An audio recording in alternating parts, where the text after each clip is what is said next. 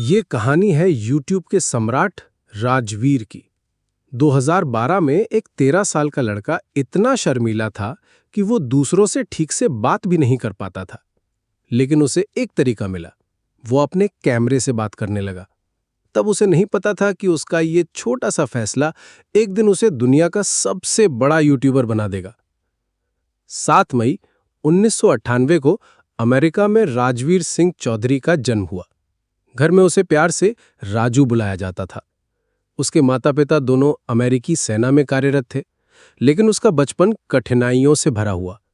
माता पिता के बीच झगड़े होते थे और आखिरकार 2007 में उनका तलाक हो गया। इसके बाद उसकी मां ने अकेले ही राजू और उसके छोटे भाई को पाला। राजू शुरू से ही एक जिद्दी और जुनूनी स्वभाव का लड़का था। जब उसे किसी चीज में दिलचस्पी होती तो वो उसमें पूरी तरह डूब जाता। 10 साल की उम्र में उसे बेसबॉल से बेहद लगाव हो गया, लेकिन मैदान पर भी वो सबसे अलग थलग रहता था, कैप नीचे करके नजरों से बचता हुआ। उसे न दोस्त मिले न ही मां का ज्यादा साथ, क्योंकि मां ड्यूटी पर रहती थी। ऐसे में उसे घर में समय बिताने के लिए कुछ तो चाहिए था, और यहीं उसे एक वेबसाइट मिली जहां आम लोग अपने वीडियो डालते थे, यूट्यूब। वो यूट्यूब पर माइनक्राफ्ट और कॉल ऑफ ड्यूटी जैसे गेम खेलने वाले लोगों को देखने लगा और जल्द ही यूट्यूब उसके लिए जुनून बन गया। इसी दौरान उसकी दोस्ती एक और लड़के अमन से हुई, जो यूट्यूब का उतना ही दीवाना था। 12 साल की उम्र में राजू ने देखा कि उसका फेवरेट यूट्यूबर वुडीज गेमर टैग अपनी नौकरी छोड़कर फुल टाइम यूट्यूबर बन गया है।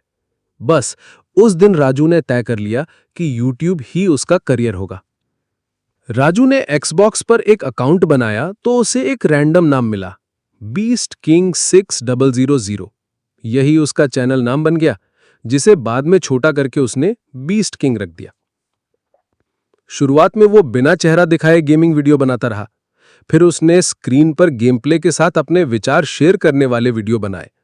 बाद में वो मशहूर यूट्यूबर्स की स्ट्रेटजी और इनकम का एनालिसिस करने लगा। हालांकि रियल लाइफ में वो बहुत शर्मीला था, लेकिन कैमरे के सामने उसका असली आत्मविश्वास झलकता था।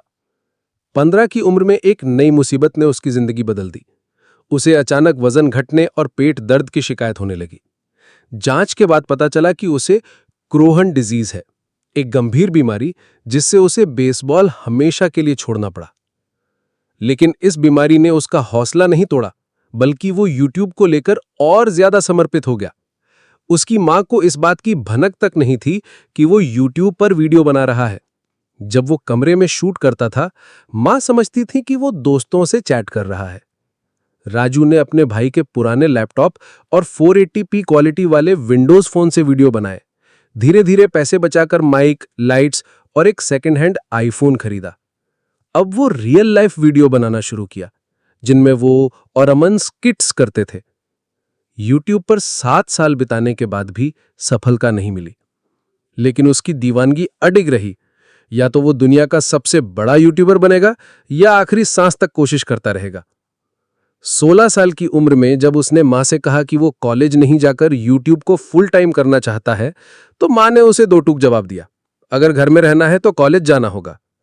राजू ने झूठ कहा कि वो कॉलेज जा रहा है, लेकिन असल में कहीं और जाकर वीडियो बनाता रहा। 2015 में उसने नए तरह के वीडियो बनाए, जैसे प्लास्टिक चाकू से टेबल काटने की कोशिश करना, जो बहुत मेहनत भरे और यूनिक थे। कॉलेज के पहले महीने में ही इन वीडियो से उसकी इनकम बढ़ने लगी और वो खुद का घर लेकर बाहर रहने लगा। फिर एक दिन राजू और अमन नारुतो नाम की एक सीरीज देख रहे थे। उसी समय राजू को एक क्रेजी आइडिया आया, कैमरा ऑन करके 1 से 1 लाख तक गिनती करना। ये वीडियो रिकॉर्ड करने में उसे 40 घंटे लगे। जब उसने इसे अपलोड किया तो 5 दिन में 50 लाख व्यूज मिल गए। ये उसका ब्रेकआउट मोमेंट था।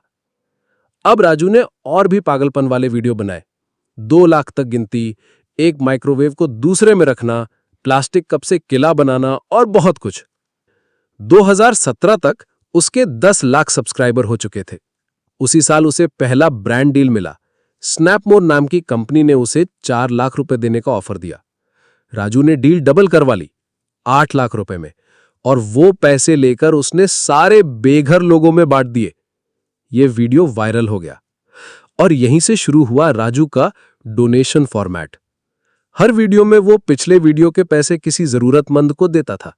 कभी स्ट्रीमर को 8 लाख रुपए, कभी डिलीवरी बॉय को 8 लाख रुपए, कभी अपनी मां को 80 लाख रुपए। इन वीडियोस से दर्शकों को एक पॉजिटिव इमोशन मिलता था, जिसे साइकोलॉजी में वार्म ग्लो इफेक्ट कहते हैं।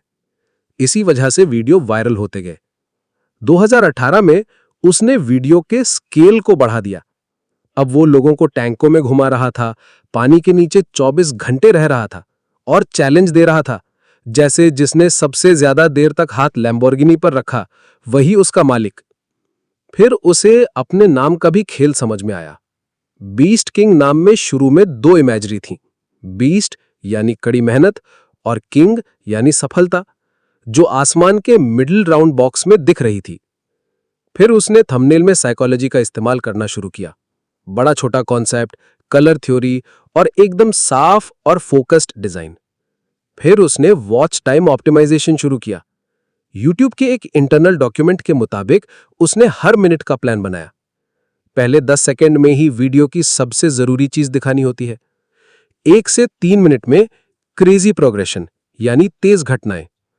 तीसरे और छठे मिनट में री एंगेजमेंट यानी ट्विस्ट या चौंकाने वाली घटना। आखिर में सेटिस्फाइंग रेजोल्यूशन और फिर तुरंत एंड, ताकि रिटेंशन बना रहे।